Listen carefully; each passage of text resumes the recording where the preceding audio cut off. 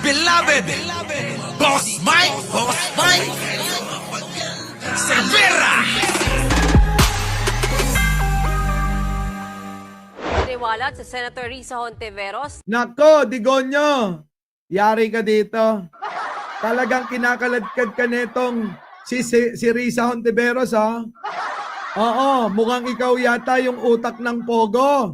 Oh, mga kababayan, kwentuhang Digonyo, pasok! May panibagong isiniwalat sa Senator Risa Hontiveros na web map umano ng mga taong nakinabang sa Pogo, kabilang di umano si dating Pangulong Rodrigo Duterte. Tinawag din ng senadora na halimaw ang Pogo na wala raw idinulot sa bansa kundi bangungot. Narito ang aking report.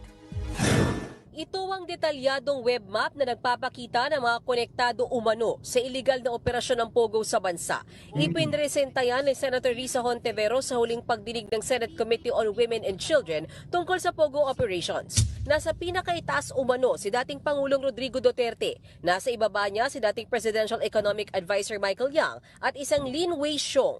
Habang makikita rin sa itaas ang isang Ma Dongli na konektado sa self-confessed Chinese spy na si Xie Zijiang na iniuugnay naman kay dating Bambantarlac Mayor Alice Go. Nako po, ayan na ha, mga kababayan, daig pa yung matrix ni Digonyo niyan. Ha? Daig na daig pa, oh. Wala ba kayong napapansin, mga kababayan, sa mga, pinapakitang ito? Oh, ano napansin ninyo? Oh, pasok! Ayon kay Hontiveros, ito ang mga mukhang ginamit ang Pogo para sa personal na kapakinabangan. No, this is not a witch hunt. Hindi po ito tokhang. Yung nakasanayang nyong gawi, huwag nyong ibintang dito. Mensahe naman ni Hontiveros kay Go, I leave your fate, Miss Go, up to the courts. And I look forward to the day you face justice. Kita nyo, mga kababayan? Balik ko lang, ha. Nako po, si Digong. Si Digong, ayan, ha. Nasa unahan, mga kababayan. Nako po. Ipinakita na rito sa Matrix. Ni Risa.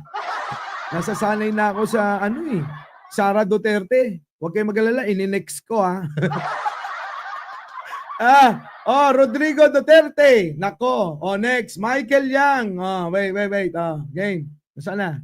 on Women and Children tungkol sa Pogo operations. Nasa pinakaitaas umano si dating Pangulong Rodrigo Duterte. Nasa ibaba niya si dating Presidential Economic Advisor Michael Yang. Ayan na, mga kababayan. Alam nyo naman kung gaano kadikit yan dalawa na yan.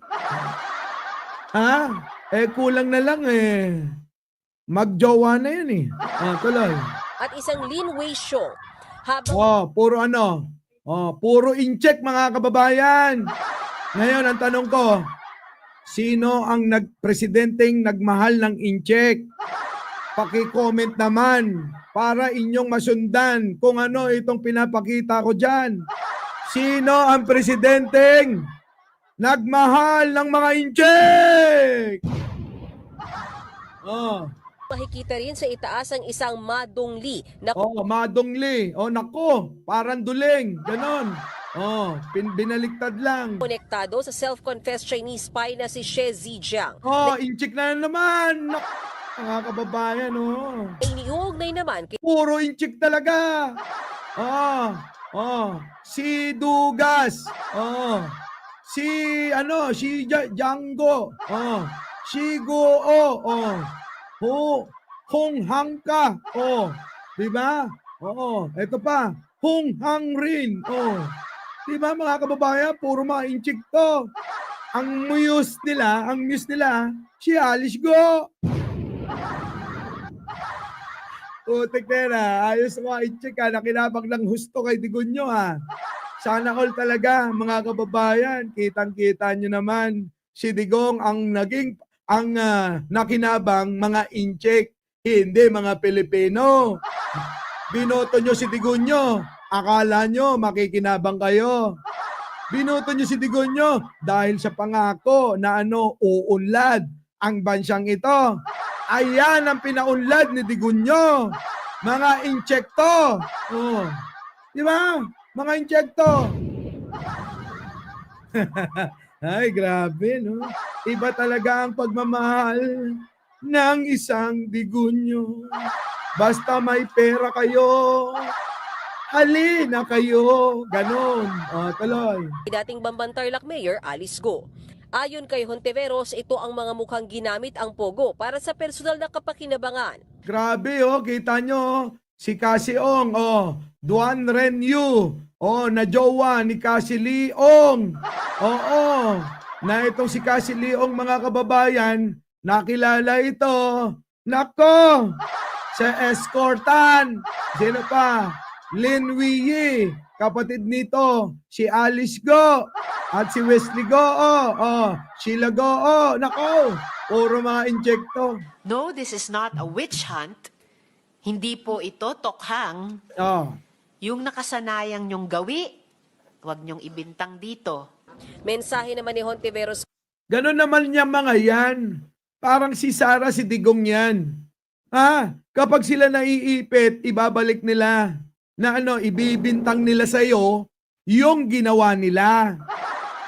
Ilang beses ko na bang pinaliwanag yan, mga kababayan. Kita nyo, si Sara Duterte na confidential fund na pera, ibinibintang kanino ngayon? Kay First Lady.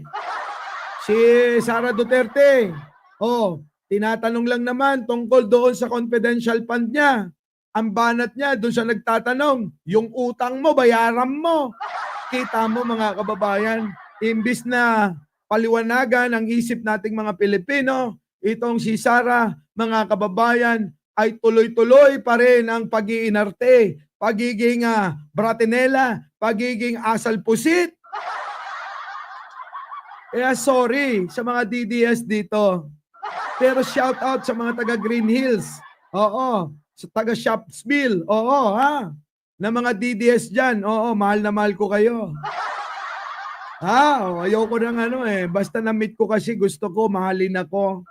Kaya nung na-meet ako ni Jen Angeles, minahal agad ako. Aminin mo na, hindi ka makukulong. Totoo naman.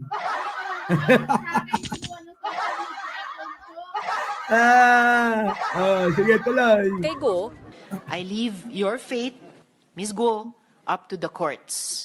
And I look forward to the day you face justice. Correct! Oo. giit pa ng senadora, walang dinala ang Pogo sa bansa kundi bangungot. Lalo Ayan mga kababayan, totoo naman.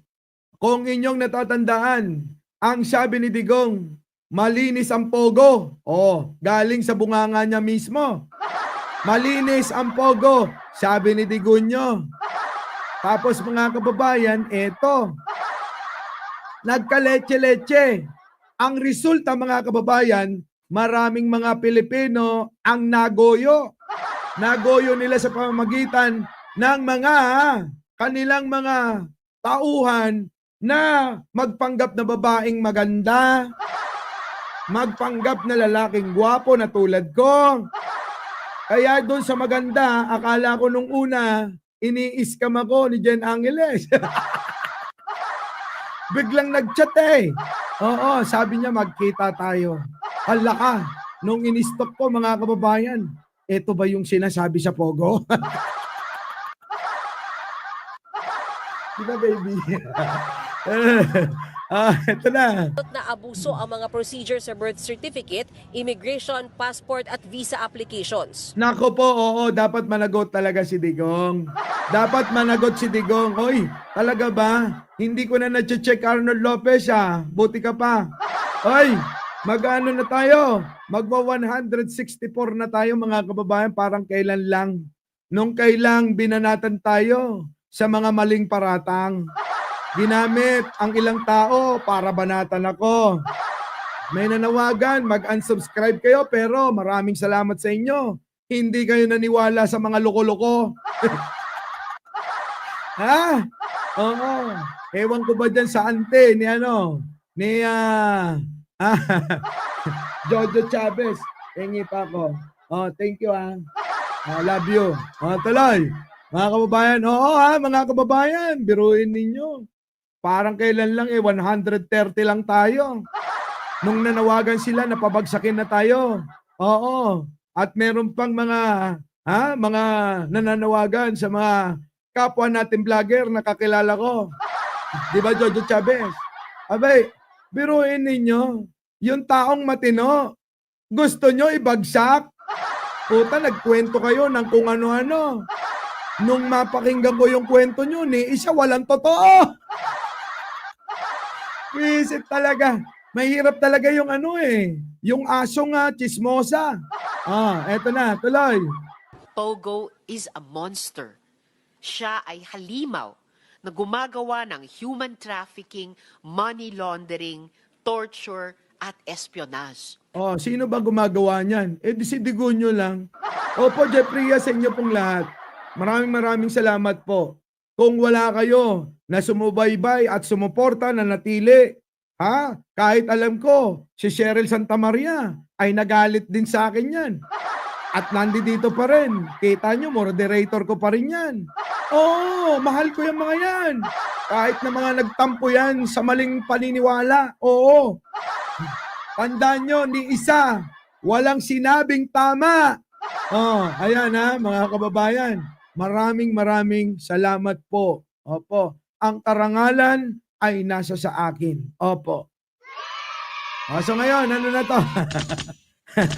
Ano na to mga kababayan? Oo naman. Kailanman hindi ako naging ganon. Tandaan nyo, Cheryl Santamaria, alam mo yan. Hindi ako nagtampo sa lahat sa inyo. Wala akong kinagalitan kahit isa. Wala kaming inano rito, hinide, binlock. Walang ganun. Oo. Bakit? Dahil tayo, sabi nga ni Pangulo, naniniwala tayo pag nasa totoo tayo. Hindi natin kailangan gamitan ng kung ano yung ginagawa nila sa atin. Di ba mga kababayan? Ganon ang totoong pagmamahal. At kung alam mong totoong nasa tama ka, kailangan kalmado ka lang. Ganon. Di ba? Our beloved Boss Mike! Boss Mike!